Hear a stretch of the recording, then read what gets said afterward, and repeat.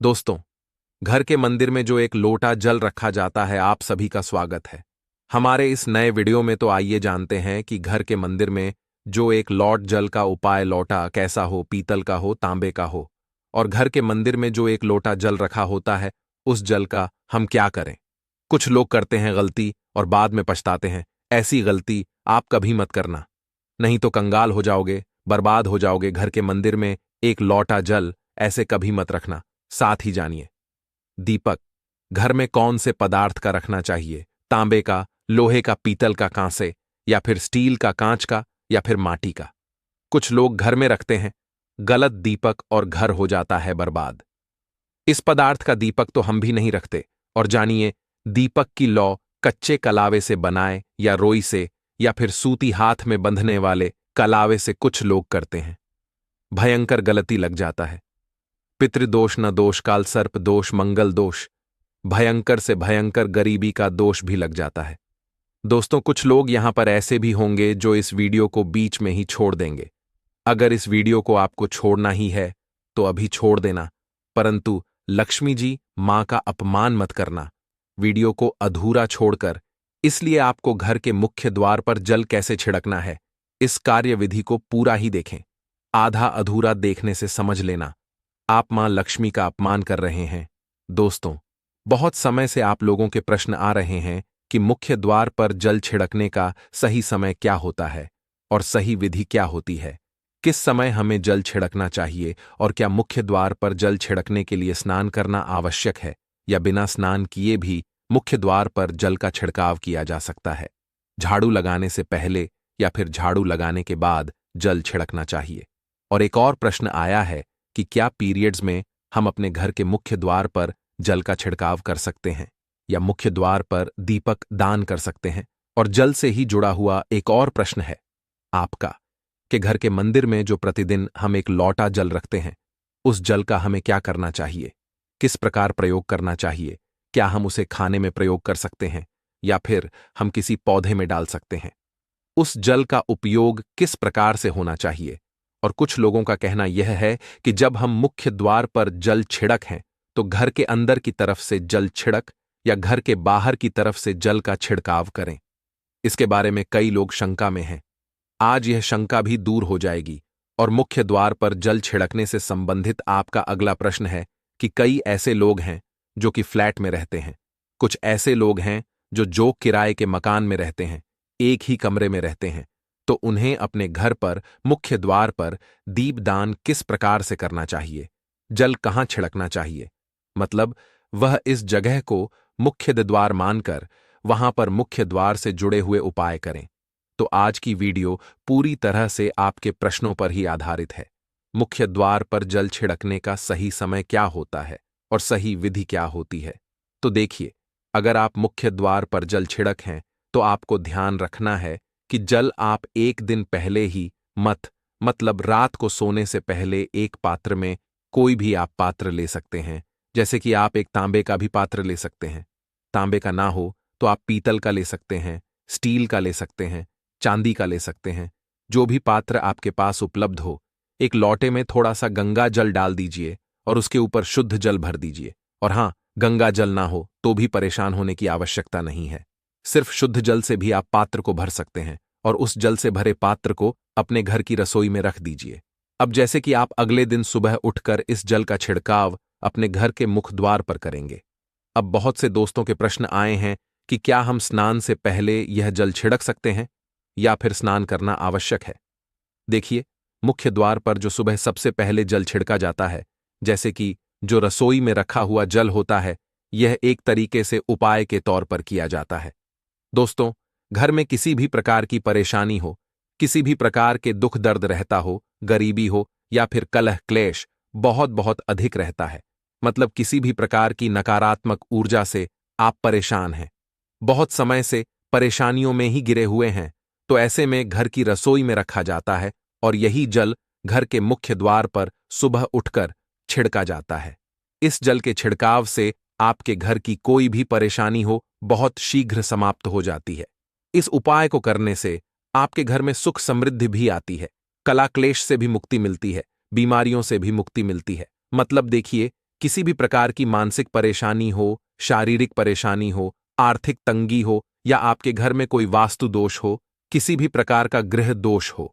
जैसे कि कई बार ऐसा होता है कि कई लोगों के ऊपर कई प्रकार के बुरे ग्रह दोषों का प्रभाव होता है, जिसकी वजह से घर में परेशानियां हमेशा बनी रहती हैं। तो गृह दोषों के प्रभाव से भी आपको मुक्ति मिलती है। वास्तु दोष और पितृदोष भी समाप्त होता है। इसके साथ ही जैसे कि बहुत से लोगों के प्रश्न होते हैं कि उनके ऊपर किसी ने कुछ कर करा दिया है। उनके परिवार में किसी भी प्रकार की पहले कोई परेशानी नहीं थी, लेकिन अब भी कुछ समय से परेशानियां लगातार आती ही जा रही हैं और कोई रास्ता नहीं मिल रहा है।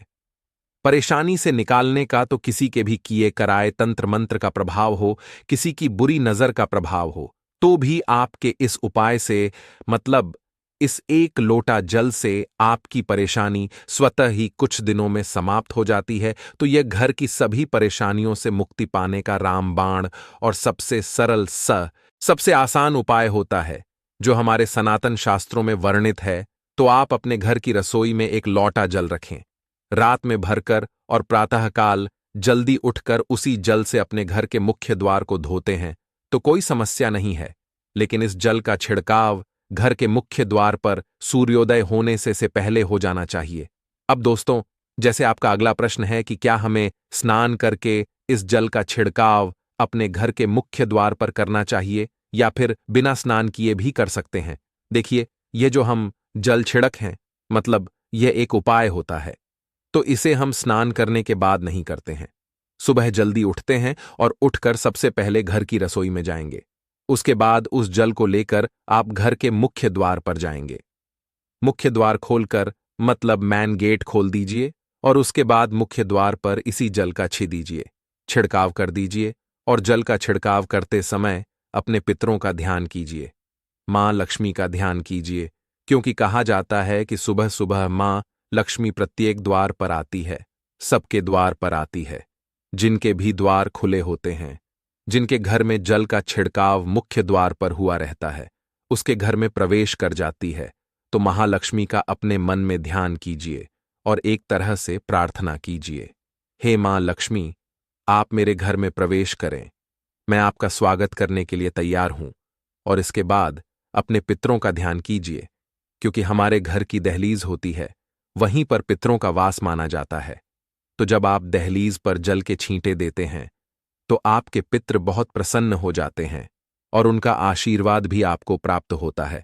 तो सुबह जो आप जल खड़के, इसके लिए स्नान करने की आवश्यकता नहीं है, बिना स्नान किए भी कर सकते हैं। दोस्तों, वीडियो में आगे बढ़ने से पहले आपसे छोटा सा निवेदन है कि कमेंट बॉक्स में जय मां लक्ष्मी अवश्य लिखें। महालक्ष्मी जी, जो भी भक्त इस वीडियो को देख रहा है, उसके घर में सुख समृद्धि आए, उसके घर में कोई भी परेशानी नहीं आए और पूरा परिवार सुख शांति से अपना जीवन यापन करे। दोस्तों, अगर तुम में से कोई महालक्ष्मी जी को मानता है, तो अगर सच में ही भक्त हैं, आप इस वीडियो को लाइक कर कमेंट बॉक्स में एक बार जय मां लक्ष्मी लिख देना और उसके मन में जो भी मनोकामना है वह पूरी कर देना। अब दोस्तों, आपका अगला प्रश्न है कि क्या झाड़ू लगाने के बाद हमें जल का छिड़काव करना चाहिए या फिर झाड़ू लगाने से पहले भी जल का छिड़काव कर सकते हैं। तो देखिए, जैसे मैंने आपको पहले ही बताया था कि उठने के बाद सबसे पहला कार्य जो आपको करना है वह जल का छिड़काव ही करना है। उसके बाद आप झाड़ू लगा सकते हैं। लेकिन एक चीज का ध्यान रखिए, जब हम सोकर उठते हैं तो सबसे पहले बिस्तर पर बैठे हुए ही अपने दोनों हथेलियों को जोड़कर और दोनों हथेलियों को सामने से जोड़कर पूरी हथेली को देखा जाता है। उसमें मां लक्ष्मी का ध्यान किया जाता है। उसके साथ ही 5 देवताओं का ध्यान किया जाता है। 5 देवता कौन कौन से होते हैं? मां दुर्गा भगवान, शिव भगवान, श्री हरि विष्णु, गणपति गजानन और भगवान सूर्य देवता। 5 देवताओं का ध्यान हम अपने हाथों में ही करते हैं, हथेलियों में ही करते हैं। कराग्रे वस्ते लक्ष्मी का मध्य, सरस्वती कर, मूलत ब्रह्मा प्रभाते कर दर्शम। दोस्तों, इस मंत्र का उच्चारण आप चाहे तो कर सकते हैं, नहीं करते हैं तो भी कोई बात नहीं। अपने इष्ट देव देवता का और 5 देवताओं का ध्यान अपनी हथेलियों में कर लीजिए। उसके बाद दोनों हाथ जोड़कर सभी देवी देवताओं को प्रणाम किया जाता है और उसके बाद अपने हाथ से पृथ्वी का स्पर्श करते हैं, धरती को छूकर प्रणाम करते हैं 2 बार या 3 बार और उसके बाद अपना दाहिना पांव पृथ्वी पर रखते हैं। दोस्तों, धरती पर रखते हैं। उसके बाद ही बाकी के जो सभी कार्य होंगे वह उसके बाद ही किए जाएंगे। जल का छिड़काव आप उसके बाद ही करेंगे। मतलब सुबह उठने के बाद सबसे पहले हथेलियों के दर्शन, फिर को प्रणाम कीजिए, फिर धरती पर पैर रखें और उसके बाद रसोई में जाकर आपको जल लेना है और घर का मुख्य द्वार खोलकर मुख्य द्वार पर जल का छिड़काव करना है, मां लक्ष्मी का और अपने पितरों का ध्यान करना है। उसके बाद आप अपने घर में आ जाएंगे और उसके बाद जो भी आपकी रूटीन वर्क होते हैं, मतलब झाड़ू लगाएंगे या फिर आप स्नान करेंगे, यह सभी कार्य उसके बाद किए जाएंगे। और अब जैसे कि कई लोगों के प्रश्न आते हैं कि जब हम जल का छिड़काव करते हैं, क्या उसी समय हम घर के मुख्य द्वार पर झाड़ू लगाकर और पानी डालकर क्या हम मुख्य द्वार की अच्छे से सफाई कर सकते हैं? जी हां, बिल्कुल कर सकते हैं। पहले आप जो रसोई में रखा हुआ जल है, उस जल का छिड़काव कर दीजिए। उसके बाद और भी पानी डालकर, मतलब अगर आपके पास जल और उपलब्ध है तो और जल लेकर और घर के मुख्य द्वार की अच्छी तरह से झाड़ू से या कैसे भी सफाई कर सकते हैं। और कई लोगों के प्रश्न आए हैं कि हम किसी फ्लैट में रहते हैं या फिर किसी ऐसे कमरे में रहते हैं, किराए के कमरे में, कि हमारे पास एक ही कमरा है, तो हम जल का छिड़काव या फिर दीपक दान कहां पर करें? किसे हम अपना मुख्य द्वार माने देखिए, जो आपका अपना कमरा है या फिर जो फ्लैट है आपका, जहां पर आपका नेम प्लेट लगा हुआ है, आप उसी स्थान पर दीपक दान करेंगे और उसी स्थान पर आपको जल का छिड़काव करना है। मतलब जहां पर अगर एक ही कमरे का मकान है तो आपके कमरे का दरवाजा है, वहीं पर आपको थोड़ा सा जल छिड़क है और वहीं पर आप दीपक दान भी करेंगे, जो कि मुख्य द्वार से जुड़े हुए उपाय होते हैं। वह आप अपने घर के, मतलब जो अपना कमरा है, उसके बिल्कुल दरवाजे के पास ही करेंगे। और आपका अगला प्रश्न है कि क्या पीरियड में हम अपने घर के मुख्य द्वार पर जल का छिड़काव कर सकते हैं, दीपक दान कर सकते हैं? देखिए, जल का छिड़काव करने के लिए पीरियड हो या ना हो उससे कोई फर्क नहीं पड़ता, जल का छिड़काव कर सकते हैं। रही बात दीपक दान की, तो दीपक दान देखी कार्मिक पूजा में आ जाता है और कार्मिक पूजा हम बिना शुद्ध हुए नहीं कर सकते हैं। मतलब पीरियड समाप्त होने के बाद ही आप कर सकते हैं। दोस्तों, बाकी जल का छिड़काव आप कभी भी कर सकते हैं, पीरियड्स में भी कर सकते हैं, कोई समस्या नहीं है। और अब आपका प्रश्न है कि क्या घर के मंदिर में जो हम जल रखते हैं, क्या वह रखना जरूरी है? और अगर हम रखते हैं तो उस जल का क्या करें? देखिए, घर के मंदिर में जल रखना बहुत आवश्यक है। जल एक ऐसी चीज होती है जिसमें सभी प्रकार की जो ऊर्जा होती है ऑब्जर्व हो जाती है। तो जो हम पूजा पाठ करते हैं, मंत्रों का जप करते हैं या वहां पर प्रार्थना करते हैं, जो भी हमारे अपने मन की कामना भी कहते हैं भगवान से, तो सभी चीजें उस जल में समाहित हो जाती हैं। इसलिए पूजा करने से पहले घर के मंदिर में एक लौटा जल रखा जाता है और उसके बाद दीपदान, मतलब एक दीपक प्रज्वलित कर दिया जाता है।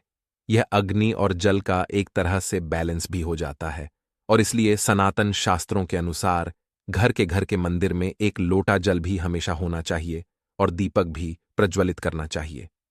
तो अब इस जल का करना क्या चाहिए? देखिए, जब हम जल रखते हैं, सुबह की पूजा में रखते हैं, मतलब सुबह जो हम पूजा करते हैं, प्रातःकालीन पूजा, उस समय जल रखा जाता है और वह जल हम अगले दिन उठते हैं। मतलब जब आप अगले दिन पूजा करने जाते हैं दोस्तों, स्नान इत्यादि करने के बाद तो आप उस जल को उठाते हैं। सबसे पहले तो उस जल का प्रयोग सुन लीजिए। आप अपने घर के सारे कमरों में, मतलब पूरे घर में उस जल का छिड़काव करते हैं, तो इससे आपके घर का शुद्धिकरण हो जाता है, क्योंकि वह बहुत ही सकारात्मक ऊर्जा से भरा हुआ जल होता है। इससे कई बीमारी अपने आप ही दूर हो जाती है। उस जल का छिड़काव करने से किसी भी प्रकार की नकारात्मक ऊर्जा का प्रवेश आपके घर में नहीं होता, किसी भी प्रकार की परेशानी आपके घर में हो। अगर आप नियमित तौर पर उस जल का छिड़काव करें अपने घर में, तो निश्चित ही आप परेशानियों से मुक्ति पा जाते हैं, किसी के कर तंत्र मंत्र के प्रभाव से मुक्ति पा जाते हैं। दूसरा इसका उपाय आप कर सकते हैं, जैसे कि घर में कोई बीमार है तो आप इस जल को उस व्यक्ति को पीने के लिए दे सकते हैं। और यह जल इतना शक्तिशाली होता है कि इस जल को पीने से बड़ी बीमारियों से, मतलब लंबी बीमारियों से भी धीरे धीरे राहत मिलने लग जाती है। कई बार होता है ना कि आप लोगों के प्रश्न आते हैं कि दवाई तो हम कर रहे हैं, लेकिन दवाई हमें लगता ही नहीं है, दवाई का कोई प्रभाव ही देखने को नहीं मिलता। तो ऐसे में अगर दवाई के साथ साथ उस जल को पीने के लिए रोगी को दिया जाए, यानी दवाई इसी पानी से अगर खाई जाए, तो बहुत अच्छी दवाइयां काम करने लग जाती है।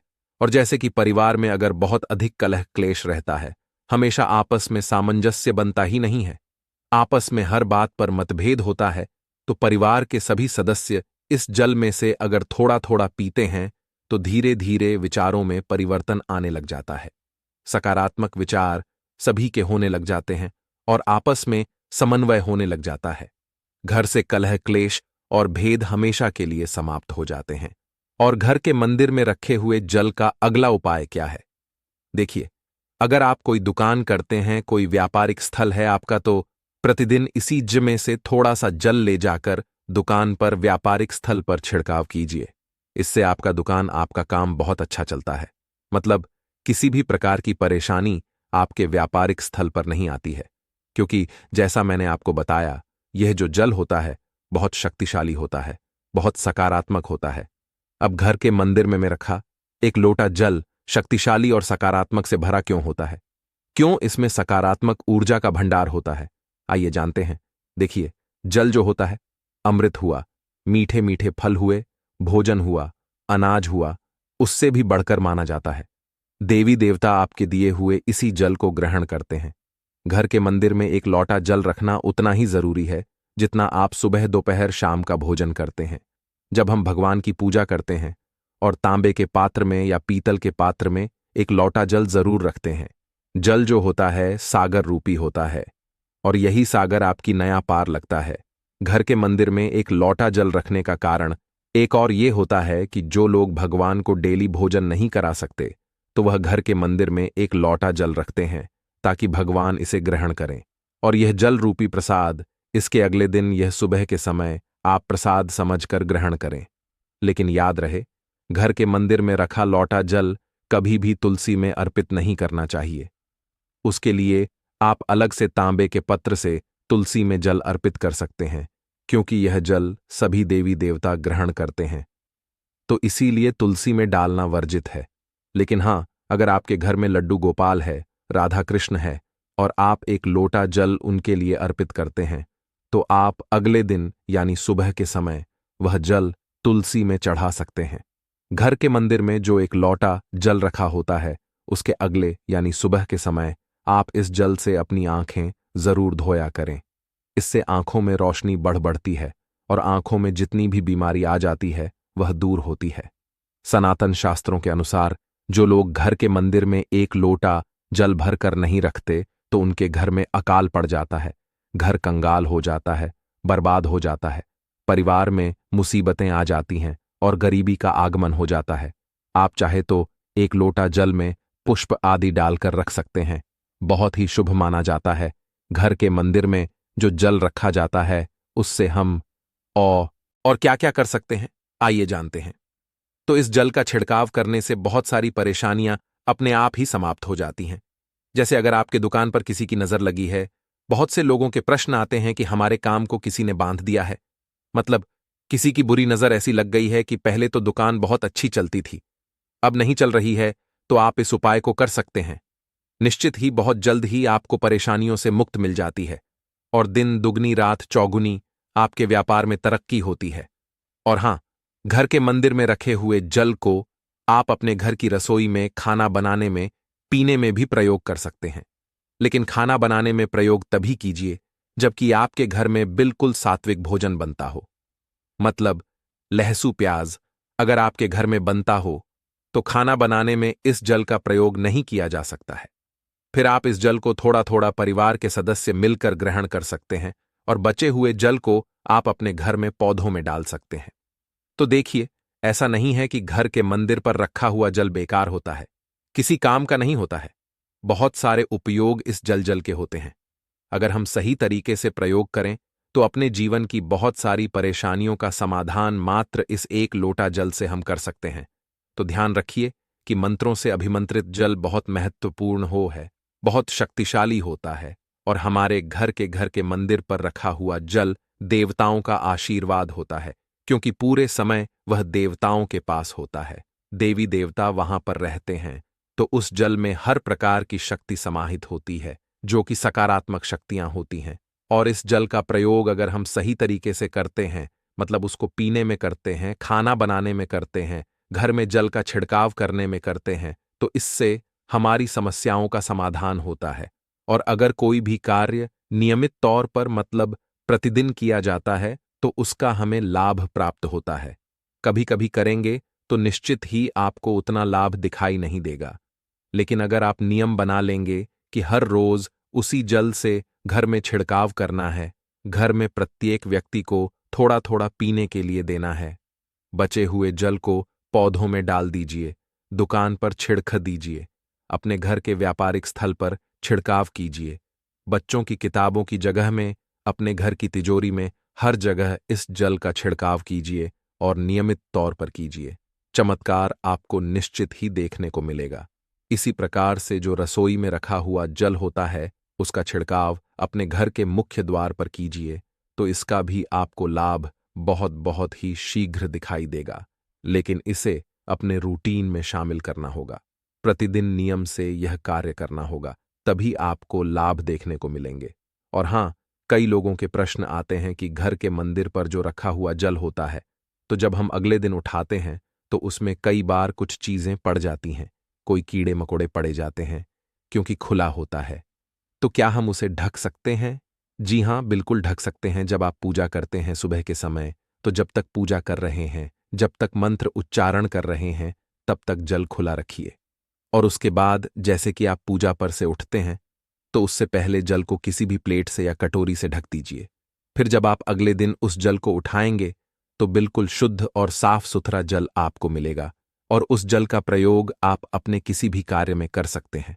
और दोस्तों, आप जब भी घर के मुख्य द्वार पर जल छिड़काव करें, तो गणेश जी भगवान का यह मंत्र जरूर बोले, ओम गम गणपतये नमः। और जो हमने आपको वीडियो में बताया है, उसे ध्यानपूर्वक अच्छी तरीके से समझकर अपने घर के मुख्य द्वार पर जल का छिड़काव करें। दोस्तों, अब जानते हैं दीपक किस पदार्थ का होना चाहिए, लोहे का, तांबे का, पीतल का, कांसे का, या फिर स्टील का, या माटी का, या कांच का। आखिर घर में कौन सा दीपक शुभ माना जाता है रखना? अगर गलती से भी घर में गलत पदार्थ का दीपक रख लिया है, तो पूरा घर अस्त व्यस्त हो जाएगा, कंगाल हो जाएगा, बर्बाद हो जाएगा। दोस्तों देखिए, स्टील के दीपक में पूजा करना घर में शनि को कुपित करता है। घर में लोहे के दीपक में पूजा नहीं करना चाहिए, घर बर्बाद हो जाता है, गरीबी आ जाती है। बाजार में लोगों को लुभाने के लिए कांच के दीपक भी आ गए हैं। बिल्कुल भी गलती से भी घर ना लाएं, नहीं तो राहु केतु आपके घर चले आएंगे और घर बर्बाद हो जाएगा। कांच का दीपक शनि और राहु को नाराज करता है, इससे निकली लौ घर में तबाही ला सकती है। कांच का गर्म होना घर में रोग दोष परेनी उत्पन्न होती है। कच्चा कलवा तथा रुई का दीपक ही जलाना सबसे अच्छा माना जाता है। जो लोग सूती धागा जो हाथ पर बांधा जाता है, कलवा उससे लौ की बाती बनाते हैं, तो उस घर में परेशानी और गरीबी आ जाती है। हुई और कच्चा कलवा ही शुभ माना जाता है। तांबे का दीपक, पीतल का दीपक, माटी का दीपक धन की देवी मां लक्ष्मी को आकर्षित करता है।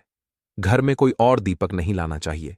पीतल और माटी का दीपक शुभ और मंगलकारी माना जाता है, जिससे शनि और राहु केतु भी प्रसन्न रहते हैं, मंगल भी भारी नहीं होता। दोस्तों, अब जानते हैं घर के बाहर या घर के अंदर दीपक जलाने के फायदे जानकर आप चौंक जाएंगे। खासकर घर के बाहर दीपक जलाने से 5 वह फायदे जो आपको चौंकाने वाले हैं। दोस्तों, ये बात तो आप जानते हैं कि भगवान की पूजा के दौरान दीपक जरूर जलाया जाता है। हिंदू धर्म में पूजा करते वक्त लोग देसी घी या सरसों के तेल का दीपक जरूर जलाते हैं तथा तिल के तेल का दीपक भी जलाते हैं। हालांकि पूजा के लिए भगवान के सामने दीपक जलाना सिर्फ पूजा का एक तरीका ही नहीं है, बल्कि घर में दिया जलाना या घर के बाहर दिया जलाना कई तरह के फायदे मिलते हैं। दीपक जलाने से न सिर्फ कई शक्तियां जागृत होती हैं, बल्कि यह 5 बड़े फायदे भी मिलते हैं। तो चलिए जानते हैं दोस्तों। नंबर 1, पृथ्वी से अंधकार होता है। दूर घर में दीपक जलाने से घर का अंधकार तो दूर होता ही है, साथ ही नकारात्मक ऊर्जा को भी कोसों दूर रखती है। जहां पर दीपक जलता है, तो वहां पर सकारात्मक ऊर्जा का वास होता है। जाहिर सी बात है, जब घर में सकारात्मक होगी तब भगवान का वास होगा। इसीलिए घर में शाम होने से पहले, रात होने से पहले दीपक अवश्य जलाया जाता है, ताकि घर में कोई गलत नकारात्मक ऊर्जा प्रवेश ना कर पाए। दोस्तों, तेल से जले दीपक का प्रभाव उसके भोजने के आधे घंटे बाद तक वातावरण में बना रहता है, जबकि शुद्ध देसी घी का दीपक भोजने के बाद करीब 4 घंटे तक वातावरण को सकारात्मक रखता है। दोस्तों, नंबर 2, हानिकारक कणों का होता है। नाश दीपक जलाना ना सिर्फ धर्म नजरिए से फायदेमंद है, बल्कि वैज्ञानिक दृष्टिकोण से भी यह फायदा पहुंचाता है। जब घर में शुद्ध घी या सरसों के तेल से दीपक जलाया जाता है, तो उसके धुएं से घर के माहौल में सात्विकता आती है और इससे आसपास के वातावरण में मौजूद हानिकारक कणों का भी नाश होता है। दोस्तों, नंबर 3, घर में होता है सुख समृद्धि का वास। जिस घर में सुबह और शाम के वक्त भगवान के सामने दीपक जलाया जाता है, तो उस घर पर हमेशा मां लक्ष्मी मेहरबान होती है। ऐसे घर में सुख समृद्धि का वास होता है। मान्यता है कि दीपक की लौ पूर्व दिशा में रखने से व्यक्ति दीर्घायु होता है, जबकि उत्तर दिशा में लौ रखने से घर में धन और संपन्नता बढ़ती है। दीपक न सिर्फ हमारे घर के अंधकार को दूर करता है, बल्कि यह हमारे जीवन को भी अंधकार से प्रकाश की तरफ बढ़ाता है। दोस्तों, नंबर 4, बीमारियों को दूर भगाने में मददगार। घर में दिया जलाने से बीमारियां घर के आसपास भी नहीं भटकती। घर के सभी परिवार सदस्यों को हर बीमारी से बचाव मिलता है। खासकर दीपक के साथ एक लौंग जलाने से इसका असर दुगना हो जाता है। घी में चर्म रोग दूर करने के सारे गुण मौजूद होते हैं, इसलिए घी का दिया जलाना सेहत के लिहाजा से काफी फायदेमंद है। दोस्तों, बात करते हैं नंबर 5 की शुभ शक्तियां होती हैं। आकर्षित सनातन धर्म के अनुसार जिस घर में सुबह शाम दीपक जलाया जाता है, पूजा घर में एक लौटा जल रखना हिंदू धर्म और भारतीय परंपराओं में गहरा महत्व रखता है। इसे पूजा के दौरान पवित्रता और ऊर्जा का प्रतीक माना जाता है। इसका उपयोग विभिन्न प्रकार की धार्मिक प्रक्रियाओं और अनुष्ठानों में होता है। एक लौटा जल का महत्व। 1, पवित्रता का प्रतीक। पानी को शुद्धता का प्रतीक माना गया है। इसे पूजा स्थान पर रखने से आसपास की ऊर्जा शुद्ध और सकारात्मक मानी जाती है। 2, देवताओं के लिए अर्पण। एक लौटा जल देवताओं को चढ़ाने या अभिषेक करने के लिए उपयोग किया जाता है। इसे अर्घ्य के रूप में भी अर्पित किया जाता है। 3, पंचतत्वों का प्रतिनिधित्व। जल 5 तत्वों पृथ्वी, जल, अग्नि, वायु, आकाश में से एक है, जो सृष्टि का आधार है। इसे पूजा में रखने का अर्थ तत्वों का संतुलन बनाए रखना है। 4, प्रसाद और आचमन। पूजा के बाद यही जल दोस्तों को प्रसाद के रूप में दिया जाता है, जिसे आचमन के रूप में ग्रहण किया जाता है। 5, सकारात्मक ऊर्जा का प्रवाह। यह माना जाता है कि पूजा स्थान पर जल रखने से नकारात्मक ऊर्जा समाप्त होती है और सकारात्मकता बढ़ती है। एक लौटा जल रखने के नियम। 1, जल को साफ और शुद्ध स्थान से लिया जाना चाहिए। 2, लौटा या पात्र साफ होना चाहिए और तांबे का लौटा सबसे शुभ माना जाता है। 3, जल में तुलसी का पत्ता या गंगा जल डालने से उसका पवित्रीकरण होता है। 4, जल को प्रतिदिन बदलना चाहिए और पुराने जल को किसी पौधे में डाल देना चाहिए। आपके पूजा घर के लिए यह एक सरल लेकिन महत्वपूर्ण परंपरा है, जो आपके आध्यात्मिक वातावरण को शुद्ध और ऊर्जावान बनाए रखती है। अगर आप हमारे चैनल एन पर नए हैं, तो चैनल को सब्सक्राइब करें। जय मां लक्ष्मी।